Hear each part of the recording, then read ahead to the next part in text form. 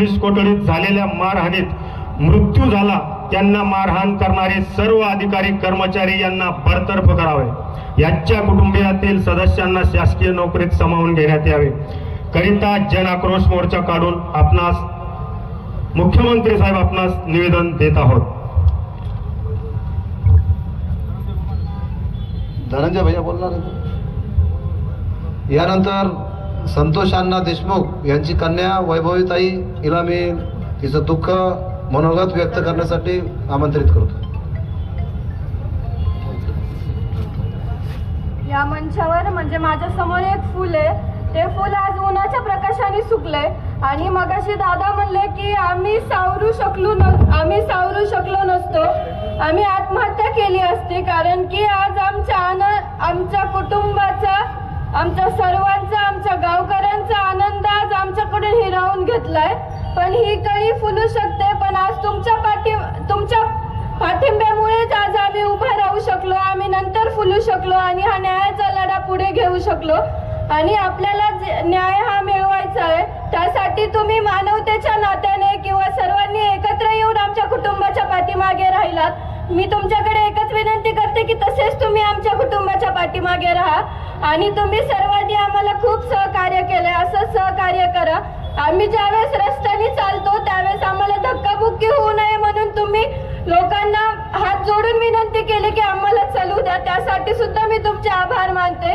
आज जसे तुम्ही आमच्या पाठीमागे आहात तसंच कायम राहा आणि आज आम्हाला फक्त चलताना धक्काबुक्की लागते, आम्ही रस्त्याने नीट चालू शकत नाहीयेत, तरी पण तुम्ही आम्हाला सहकार्य करतात। पण माझा एक प्रश्न आहे, जे आरोपी असतील किंवा माझ्या वडिलांची हत्या ज्यांनी केली त्यांना मी एक आज प्रश्न विचारते, का तुम्ही माझ्या वडिलांना इतका छळ करून मारलं?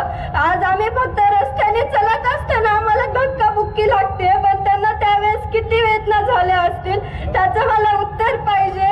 त्यांना तुम्ही इतक्या वेदना करून मारलं आणि मी स्वतःला खूप भाग्यशाली समजते की मी देशमुख कुटुंबाची मुलगी आहे, माझ्या आईवडिलांची मी लेक आहे,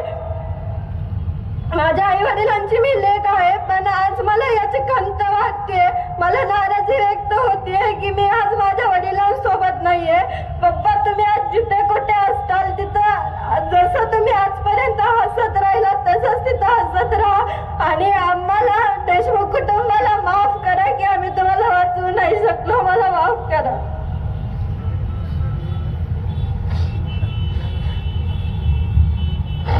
मला सगळे दिसते, फक्त माझा दादा दिसत नाही। माझ्या जगात सगळ्यात जास्त मी ज्या माणसाला महत्त्व दिलं तो माझा दादा होता। मी सावलीसारखं त्याच्यासोबत 24 तास होतो, पण तुम्हाला आज मी एक शब्द देतो, माझा दादा आज या जगात नाही, पण त्यांनी लाखो भाऊ माझे तुम्ही माझ्या पाठीशी आहेत।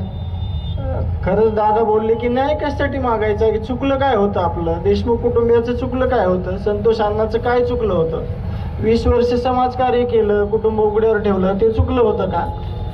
तुम्ही सांगा मला, हे चूक होती का आपल्या कुटुंबाची?